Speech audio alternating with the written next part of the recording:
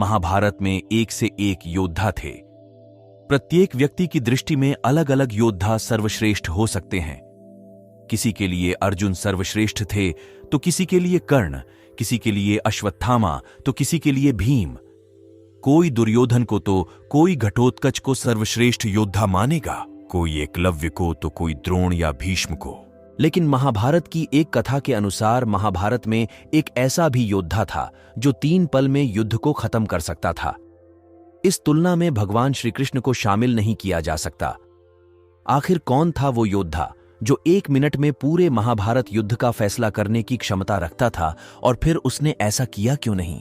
तो आइए जानते हैं उस महारथी के बारे में। महाभारत में एक से बढ़कर एक पराक्रमी योद्धा थे। यही वजह है कि युद्ध से पहले भगवान श्री कृष्ण ने इन योद्धाओं से जानना चाहा कि वो अगर चाहें तो युद्ध को कितनी देर में खत्म कर सकते हैं।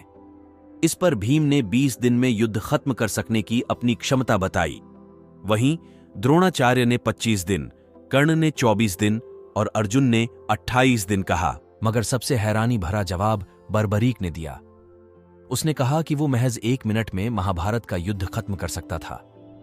कौन था बर्बरीक? बर्बरीक भीम के पौत्र और घटोत्कच एवं अहिलावती का पुत्र था। बर्बरीक को उसकी मां ने अद्भुत युद्ध कला सिखाई थी और कहा था कि युद्ध में हमेशा कमजोर पक्ष का साथ देना है। साथ ही बर्बरीक भगवान शिव का परम भक्त था। बर्बरीक को भगवान शिव ने वरदान दिया था कि वो अपने 3 बाणों से तीनों लोक जीत सकते हैं। भगवान शिव ने उन्हें वरदान के साथ 3 अमोघ बाण भी दिए। पहले बाण से वो जितनी चीजों को मारने के लिए लक्ष्य करना चाहे उसे चिन्हित कर सकता था। दूसरे बाण से वो जिनको चाहता उनको बचाने के लिए चिन्हित कर सकता था, और तीसरे बाण से चिन्हित किए गए सभी दुश्मनों को खत्म कर सकता था। ये बाण अपना लक्ष्य भेद कर वापस उसके पास आ जाते थे। इसी वजह से बर्बरीक को कभी कोई हरा नहीं पाया था। महाभारत में श्री कृष्ण ने बर्बरीक से पूछा कि तुम युद्ध में किसका साथ दोगे? तो उसने कहा, मैं कमजोर पक्ष का साथ दूंगा। तब कृष्ण ने बर्बरीक से कहा कि जब कौरव हारेंगे तो वह कौरव का साथ देगा, और जब पांडव हारेंगे तो वह पांडवों का साथ देगा। इस तरह से यह युद्ध कभी समाप्त ही नहीं होगा और युद्ध का बैलेंस बिगड़ जाएगा। इसलिए भगवान कृष्ण ने बर्बरीक को युद्ध से हटाने का फैसला लिया, और एक दिन जब बर्बरीक युद्ध में सहायता देने पहुंचे तब श्री कृष्ण ने अपनी कूटनीति से इन्हें रणचंडी की बलि चढ़ा दिया। हालांकि बर्बरीक ने श्री कृष्ण के वरदान से महाभारत का पूरा युद्ध देखा।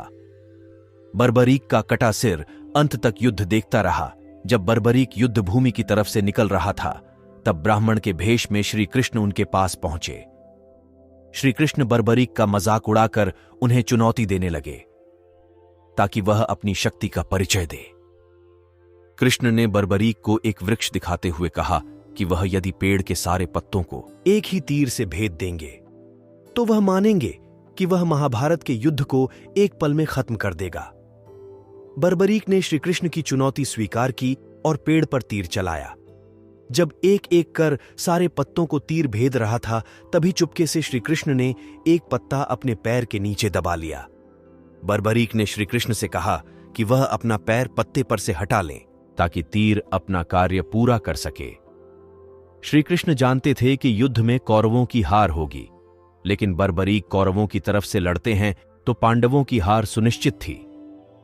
इस घटना के बाद बर्बरीक को शक हुआ, क्योंकि उसके तीर से बचना मुश्किल था, लेकिन कृष्ण के पैर में तीर चुभने के बाद भी कृष्ण को कुछ नहीं हुआ।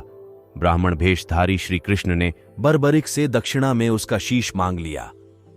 बर्बरीक ने शीश काटने से पहले अनुरोध किया कि हे ब्राह्मण, एक बार आप अपने वास्तविक रूप में आ जाएं। ब्राह्मण भेषधारी कृष्ण अपने वास्तविक रूप में आए। बर्बरीक ने इसके बाद अपना शीश दान कर दिया। बर्बरीक ने शीश देने के बाद भी महाभारत का युद्ध अपनी आंखों से देखा। बर्बरीक ने श्री कृष्ण को अपना सिर तो दे दिया, मगर एक शर्त के साथ। उसने कहा कि वो महाभारत का युद्ध देखना चाहता है। ऐसे में श्री कृष्ण ने बर्बरीक के सिर को एक ऊंचे टीले पर रख दिया, जहां से वो युद्ध को अपनी आंखों से देख पाया।